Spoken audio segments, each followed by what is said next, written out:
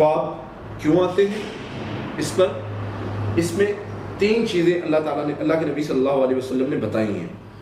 کچھ خواب ہیں جن کا ہماری روزمرہ زندگی کے ساتھ تعلق ہے، کچھ خواب ہیں جن کا جو ہے وہ ہمارے مسائل کے ساتھ تعلق ہے، کچھ خواب ہیں جن کا روحانی علاج کے ساتھ تعلق ہے۔ تو وہ ساری کیٹیگریز کو الگ الگ کریں گے، پھر اس کے بعد انشاءاللہ اس کے حل پر جائیں گے۔ تو جیسے میں نے عرض کیا کہ وہ ایک صاحب سے میرا اس بات پر تکرار ہو گیا کہ جی خواب جو ہیں یہ تو میڈیکل ایشو کی وجہ سے آتے ہیں، تو میں نے کہا بھائی ہم اس چیز کو اللہ کی رحمت سے بخوبی جانتے ہیں کہ کون سا خواب میڈیکل ایشوز کی وجہ سے آتا ہے اور کون سا خواب جو ہے وہ کسی اور وجہ سے آتا ہے، اور کون سا خواب روحانی مسائل کی وجہ سے آتا ہے۔ ہمارے پاس سارے ہر طرح کے مریض آتے ہیں، تو ہم ان کو بتاتے ہیں اس حوالے سے۔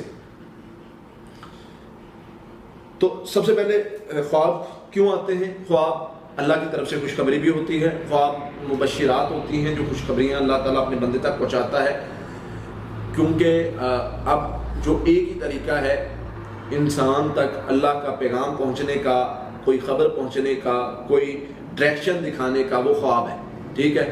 اور خواب اس کو مبشرات کہا جاتا ہے۔ کچھ خواب ہوتے ہیں، فار ایگزامپل ہم نے آج سیشن کیا اور رات کو میں خواب میں دیکھتا ہوں کہ ہم سیشن کر رہے ہیں، تو یہ ایک طرح سے جو ہے وہ یعنی خواب روزمرہ معاملات والا ہو گیا، یعنی یہ تعبیر والا نہیں۔ تیسری قسم ہے شیطانی خواب، یعنی شیطان آپ کے ساتھ کھیلتا ہے، شیطان حملہ کرتا ہے، شیطان انسان کو پریشان کرتا ہے، ہراس کرتا ہے، یہ سارے شیطانی خواب ہو سکتے ہیں۔ اس میں بھی 2 کیٹیگریز ہیں، ایک ہے بے معنی خواب جن کا کوئی مقصد نہیں، اور ایک ہے جن سے ہمیں یہ پتہ چل جاتا ہے کہ کہیں نہ کہیں کوئی مسئلہ ہو رہا ہے اور ہمیں اپنے آپ کو سٹرونگ کرنا ہے، ہمیں اپنے آپ پر کام کرنا ہے، ہمیں اپنے آپ کو مضبوط کرنا ہے۔ تو انشاءاللہ ان تینوں اقسام کے حوالے سے کچھ تفصیل میں آپ کے سامنے رکھتا ہوں، کیونکہ جو لوگ کہتے ہیں کہ نہیں جی خواب کا تعلق کہاں سے آ گیا ان مسائل کے ساتھ، خواب جو ہے وہ اس کا تعلق ہمیں نہیں سمجھ آتا، کہ آپ لوگ کہتے ہیں جی خواب آ گیا تو جادو ہو گیا، تو اس طرح سے۔ میں نے پہلے عرض کیا کہ ہم احادیث کو لے کے چلنے والے ہیں، ہم قرآن اور احادیث سے جو اللہ اور اس کے رسول صلی اللہ علیہ وسلم نے ہماری رہنمائی کی، ہم کوشش کرتے ہیں کہ ہم اس کے مطابق چلیں جو اللہ تعالیٰ نے ہمیں سمجھ دی ہے۔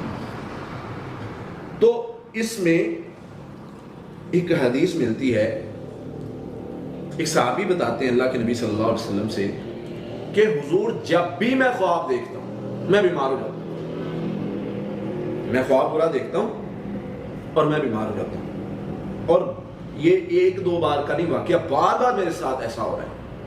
اللہ کے نبی صلی اللہ علیہ وسلم انہیں دعا سکھا رہے ہیں، اور دعا کس چیز کے حوالے سے سکھا رہے ہیں؟ شیطان کے شر سے بچنے کے لیے۔ اب مجھے یہ بتائیں کہ اگر خواب کا، اور پوری حدیث سنیں کہ صحابی فرماتے ہیں میں نے وہ پڑھنی شروع کر دی، میں نے وہ دعا پڑھنی شروع کر دی، تو رزلٹ کیا نکلا کہ میرا شر ختم ہو گیا۔ مجھے پہلی بات تو خواب آتا نہیں تھا، اور دوسرا اگر آتا تھا تو میں اس کا اثر ظاہر کر دیتا تھا، میں دعا پڑھ لیتا تھا، تو وہ کیا ہوتا تھا کہ میری جو ہے وہ میں بیمار نہیں ہوتا تھا۔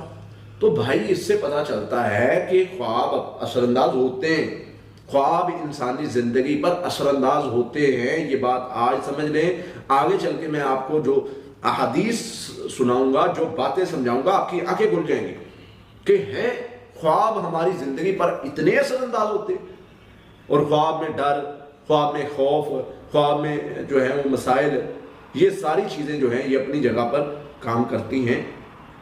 خواب میں جب ڈر، شیطانی حملہ ہوتا ہے تو وہ جو ہے وہ انسان کو یعنی ڈرنے لگ جاتا ہے، کوئی شیطان نے حملہ کر دیا، کوئی مسئلہ بن گیا۔ صحابی نے بھی ایسے ذکر کیا، اللہ کے نبی صلی اللہ علیہ وسلم میں ڈر جاتا ہوں خواب میں۔ اب اگر خواب کا تعلق نہ ہوتا تو پھر اس میں نبی صلی اللہ علیہ وسلم ان کو وہی دعائیں کیوں بتاتے جو شیاطین سے بچنے کے لیے تھی؟